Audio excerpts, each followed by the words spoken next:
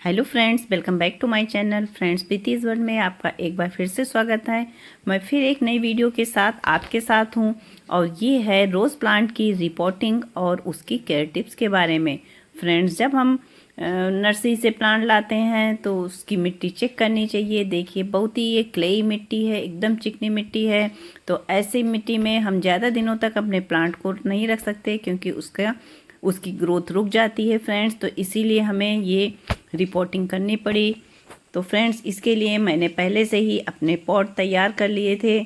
ये मैंने थोड़ी नीचे पहले मिक्स सॉइल डाली है, फिर उस पर से मैंने फंगिसाइड इसमें ऐड कर दिया है जिससे कि कोई इसमें कीटाणु ना आए।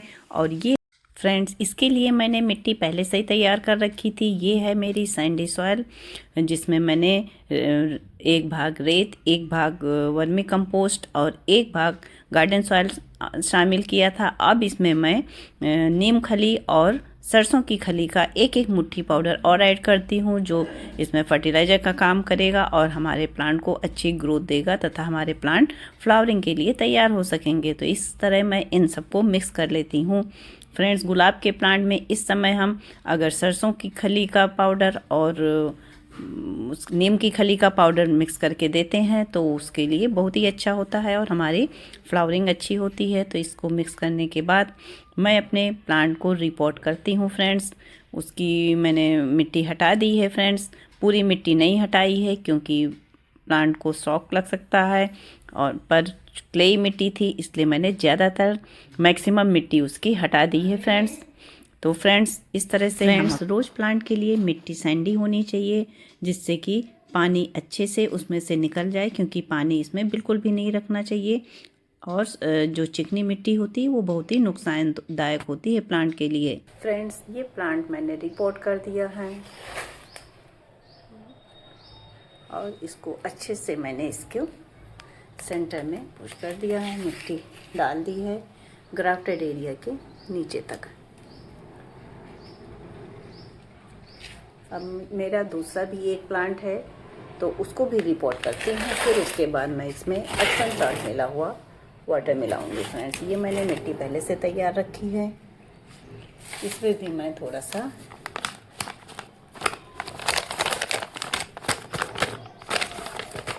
फंगिसाइड डाल देती हूँ। फ्रेंड्स, इसके बाद मेरा ये नेक्स्ट प्लांट ये है जो कि इतने दिनों से रिपोर्ट ना होने की वजह से ये थोड़ा सा इतना अच्छा ग्रो नहीं कर रहा है। अब मैं इसको इससे निकालती हूँ। फ्रेंड्स, ये प्लांट ऐसे है, ये इसकी मिट्टी है, रूट्स बहुत अच्छी हैं इसकी। अब मैं इसको भी रिपोर्ट करती हूँ फ्रेंड्स, फिर आपसे बात करती हूँ। ये बेल्ट ड्रेन सॉइल है जिसमें कि मैंने नीम खली और सरसों की खली को पीस करके मिक्स कर लिया है, जो इसके लिए फर्टिलाइज़र प्लस फंगिसाइड दोनों का ही काम करेगा और हमारे प्लांट को आगे फ्लावरिंग के लिए एनर्जी देगा। तो फ्रेंड्स, ये मैंने इसमें रख दिया, अब मैं इसको दबा देती हूँ। फ्रेंड्स, मेरे दोनों प्लांट को पॉट मिल गया है, इन्हें मैंने दोनों पॉट को रिपोर्ट कर दिया है। इसकी वेल ड्रेन सॉइल है, होल वाले इसके प्लांटर हैं। अब मैं इसमें फ्रेंड्स थोड़ा सा फंगिसाइड प्लस एप्सम सॉल्ट का पानी मिक्स करके मैं इसे दूंगी।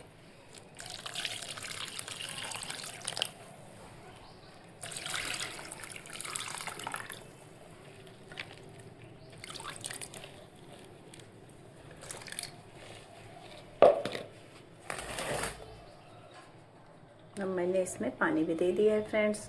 अब इसमें जो ज़रूरी काम है वो क्या करना है कि जैसे इसकी जो डेड स्टेम्स हैं, थोड़ी सी स्टेम जो सूखी हुई हैं, इन्हें मैं हटा देती हूँ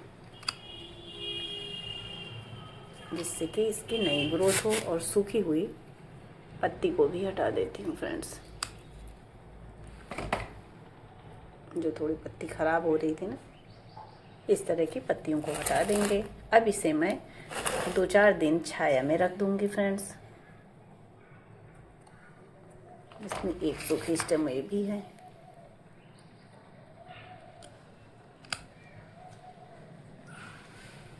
इस प्लांट में कोई भी सूखी स्टेम नहीं है, थोड़ा सा ये पार्ट है सूखा, इसे मैं हटा देती हूँ।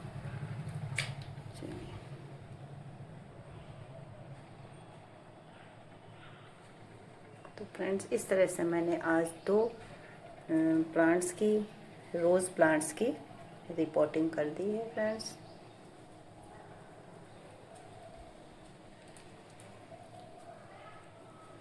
इस रोज़ के प्लांट में जो ये क्ले सॉइल थी, ये देखिए बहुत ही चिकनी सी मिट्टी है, इसे मैंने हटा दिया है। अब मैं इसे सुखा लूँगी, फिर मैं इसमें रेत और फर्टिलाइज़र वगैरह, वर्मी कंपोस्ट और काऊ डंक मिक्स करके मैं इसे रेतीली मिट्टी बनाऊँगी। फ्रेंड्स, मिट्टी की तो बात हो गई कि इसके लिए सैंडी सॉइल होनी चाहिए। और फ्रेंड्स, अब हम बात करें पॉट की, तो इसके लिए पॉट जो है वो अगर मिट्टी का हो तो बहुत अच्छा है। अगर हम मिट्टी का पॉट नहीं ले रहे हैं तो जो भी पॉट ले रहे हैं उसमें इस बात का ध्यान ज़रूर रखना चाहिए कि उसके ड्रेनेज होल अच्छे होने चाहिए, पानी रुकने वाला बिल्कुल भी पॉट नहीं होना चाहिए। और फ्रेंड्स, अब हम बात करें इसके लिए फर्टिलाइज़र की, तो जब हम, अगर आप रिपोर्ट कर रहे हैं प्लांट को, तो रिपोर्ट करने के 15 दिनों तक इसमें कोई भी फर्टिलाइज़र नहीं देना चाहिए। जब प्लांट अच्छे से सेटल हो जाए और लगभग 15 दिन बीत जाएँ, उसके बाद ही हम कोई इसमें फर्टिलाइज़र दें। और इसमें हम लीफ कंपोस्ट, वर्मी कंपोस्ट या घर की बनी हुई खाद, इसके अलावा गोबर की खाद तो सबसे अच्छी रहती है। अगर पुरानी गोबर की खाद है तो वो पर्याप्त है इसमें फ्लावरिंग के लिए। और इसमें हम डीएपी के कुछ दाने भी डाल सकते हैं, उससे भी हमारे प्लांट को बहुत एनर्जी मिलती है। फ्रेंड्स, इसके लोकेशन की बात करें तो अभी जब हमने रिपोर्ट किया है तो कम से कम 4-5 दिन या 1 हफ्ते तक इसे तो हमें शेडेड एरिया में ही रखना होगा। बट फ्रेंड्स, ये एक फ्लावरिंग प्लांट है, इसलिए धूप इसके लिए बहुत ज़रूरी है। तो इसे पर्याप्त धूप चाहिए, कम से कम 5-6 घंटे की धूप तो इसे चाहिए ही, तभी ये प्लांट अच्छे से ग्रो होता है।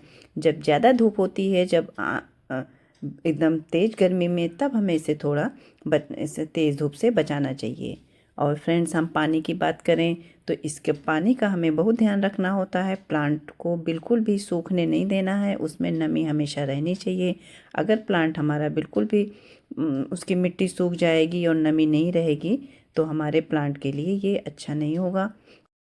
फ्रेंड्स, इसके अलावा भी कुछ बातें हैं जिन्हें हमें ध्यान रखना चाहिए कि जब हम प्लांट को रिपोर्ट करते हैं या हमारे प्लांट पहले से लगे हुए हैं तो उनके सूखे फूल और सूखी टहनियों, सूखी पत्तियों को हटाते रहें, क्योंकि वो हम एनर्जी लेते हैं। और फ्रेंड्स, और जो हम रिपोर्ट करते हैं तो जो ग्राफ्टेड एरिया होता है वो ओपन होना चाहिए, मिट्टी ग्राफ्टेड एरिया के नीचे तक ही होनी चाहिए। और उसमें अक्सर सकर्स आ जाते हैं, तो उस सकर्स को भी हमें समय समय पर हटाना चाहिए क्योंकि वो हमारे प्लांट की बहुत सारी एनर्जी खींच लेते हैं, वो बहुत तेज़ी से बढ़ते भी हैं।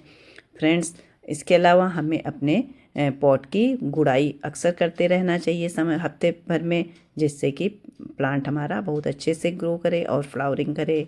तो फ्रेंड्स, इन सब बातों का अगर आप ध्यान रखेंगे तो आपके गार्डन में रोज़ प्लांट बहुत अच्छे से ग्रो करेगा और फ्लावरिंग करेगा।